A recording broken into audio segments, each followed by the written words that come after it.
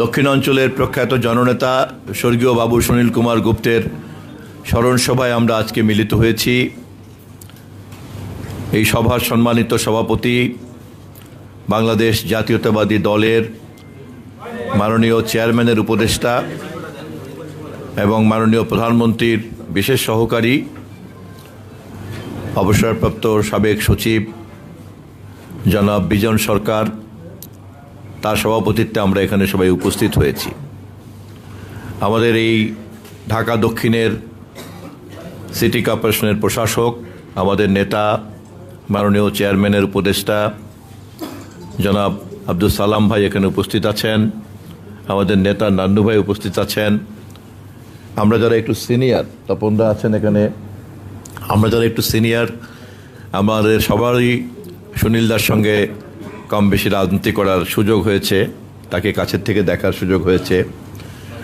যারা ওই আমলে বিশেষ করে Bhashani NAP, united people's party, জাতীয়তাবাদী ফ্রন্ট এই ধরনের কর্মকাণ্ডের সঙ্গে যুক্ত থাকার সুযোগ অভিজ্ঞতা যাদের হয়েছে, তারা বাবু সুনীল কুমার গুপ্তকে আমরা চিনি। একজন আপাদমস্তক রাজনীতিবিদ ছিলেন, দেশপ্রেমিক ছিলেন, অসাম্প্রদায়িক মানুষ ছিলেন, সংস্কৃতিমনা ব্যক্তিত্ব ছিলেন এবং শহীদ রাষ্ট্রপতি জিয়াউর রহমান বাংলাদেশি জাতীয়তাবাদের ব্যাখ্যা দিয়ে যখন রাজনীতি শুরু করেছেন, তখন অমুসলিম সম্প্রদায়ের মধ্য থেকে যাদেরকে তিনি সবচেয়ে বেশি কাছে পেয়েছেন, তার মধ্যে অন্যতম হচ্ছেন স্বর্গীয় বাবু সুনীল কুমার গুপ্ত।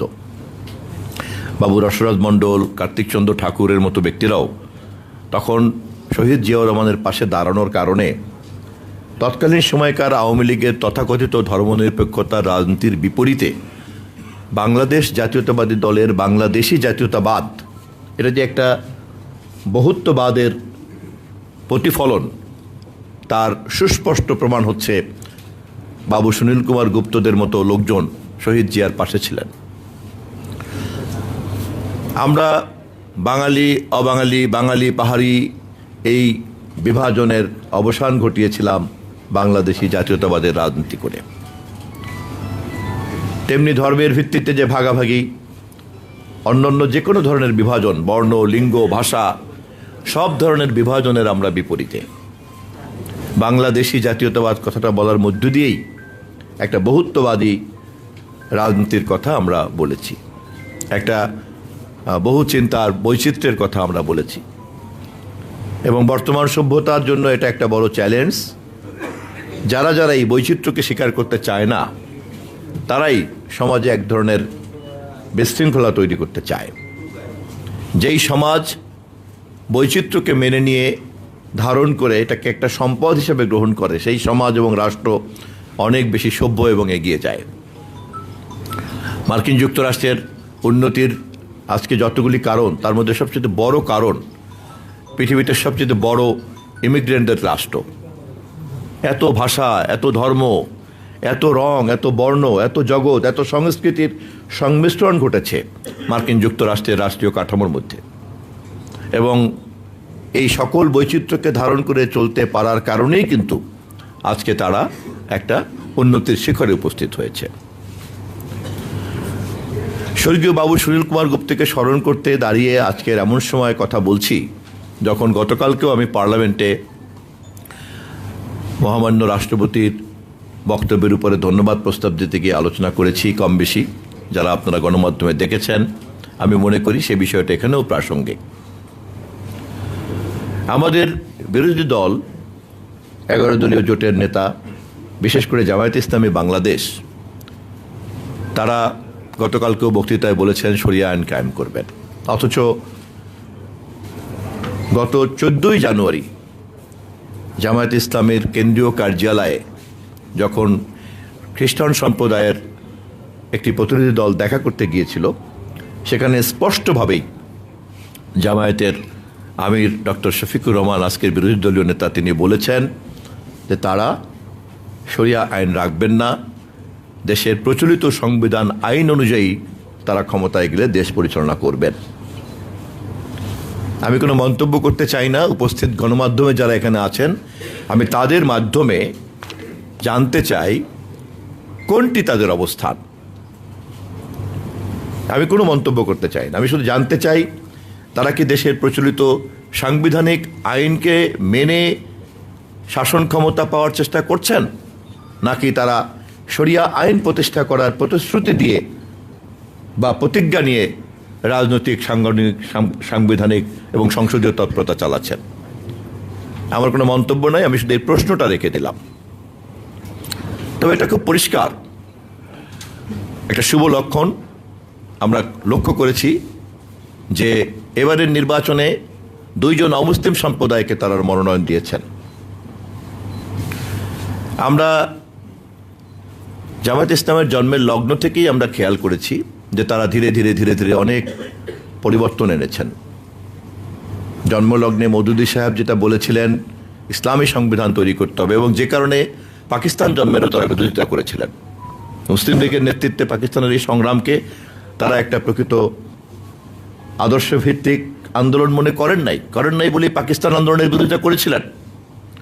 পাকিস্তান জন্মের পরে মেনে নিয়েছিলেন। পরবর্তীকালে আবার পাকিস্তানের রাষ্ট্র কাঠামোতে কাদিয়ানীদের সঙ্গে আবার বিরোধ এবং কাদিয়ানীদের হত্যাকাণ্ড, এবং সেই হত্যাকাণ্ড তদন্ত এবং বিচার করার জন্য তৎকালীন সময়কার বিচারপতি মুনিরের নেতৃত্বে মুনির কমিশন গঠন করা হয়েছিল, এবং সেই কমিশন অপরাধী হিসাবে জামায়াত ইসলামের তৎকালীন নেতা আবুল আলা মওদুদী সাহেবকে চিহ্নিত করেছেন এবং তাকে ফাঁসির সুপারিশ করেছিল। পরবর্তীকালে ফাঁসির আদেশ কমিয়ে তাকে কারাবন্দী থাকতে হয়েছে বছর 2-এর মতো। আমরা খেয়াল করেছি 2012-তে রাজনৈতিক দলের নিবন্ধন বজায় রাখার জন্য তারা আরও বেশ কিছু পরিবর্তন এনেছেন। তাদের গঠনতন্ত্রে ছিল যে আল্লাহর আইন কায়েম করতে হবে, আল্লাহর শাসন কায়েম করতে হবে, সার্বভৌমত্ব, ইসলামী শাসন ব্যবস্থা ইত্যাদির ক্ষেত্রে তারা পরিবর্তন নিয়ে আসছেন। আমাদের সাংবিধানিক যে সমস্ত শব্দগুলি আছে সেভাবে তারা এটাকে রিপ্লেস করেছেন। আমরা সাধুবাদ জানাই যে এভাবে জন্মলগ্নের যে অবস্থান সেখান থেকে যে ধীরে ধীরে পরিবর্তন হতে গত জানুয়ারি মাসের যে শরিয়া আইন বাতিল করে প্রচলিত আইন অনুযায়ী যে তারা রাজনীতি করার প্রতিশ্রুতি আমরা দেখেছিলাম পত্রিকায়, সেজন্য আমি ধন্যবাদ জানাই। কিন্তু পার্লামেন্টের এই বক্তৃতার পরে এখন নতুন করে যেহেতু প্রশ্ন আসছে, আমি গণমাধ্যমের মাধ্যমে তাদের কাছে জানতে চাই এ বিষয়ে তাদের স্পষ্ট অবস্থানটা কি। আমি আবারও বলছি, আমার কিন্তু কোনো মন্তব্য নাই।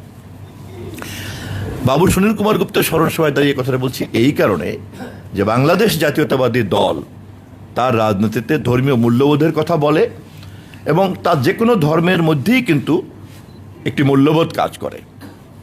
অতএব ধর্ম চর্চা আলাদা হতে পারে, কিন্তু ধর্মীয় মূল্যবোধ কিন্তু সব সমান।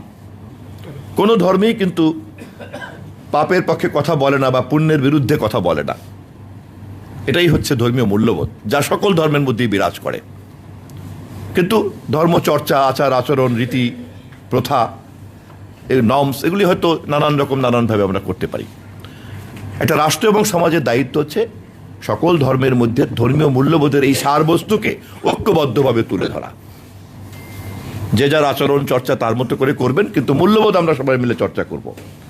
আমাদের নেতা শহীদ রাষ্ট্রপতি জিয়াউর রহমান বাংলাদেশি জাতীয়তাবাদের মধ্যে এই চেতনাকে উপস্থাপন করতে পেরেছিলেন বলেই কিন্তু বাবু সুনীল কুমার গুপ্তের মতো লোক, রসরাজ মণ্ডলের মতো লোক, কার্তিকচন্দ্র ঠাকুরের মতো লোকেরা সেই দিন আমাদের বাংলাদেশ জাতীয়তাবাদী দলের নেতৃত্বের দায়িত্ব নিয়েছিলেন, প্রতিষ্ঠাকালীন নেতা হয়েছিলেন।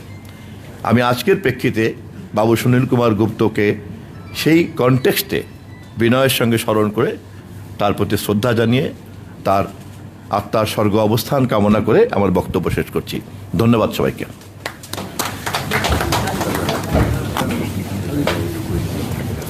আমি বিনীতভাবে আবারও অনুরোধ করছি আমাদের নেতা আব্দুল সালাম ভাইকে, যে সালাম ভাই যেন আমার জন্য একটু কষ্ট করেন, আমার পক্ষ থেকে প্রধান অতিথির দায়িত্বটা যেন আমার অ্যাবসেন্সে যেন পালন করেন এবং সভাপতিকে যেন সহযোগিতা করেন।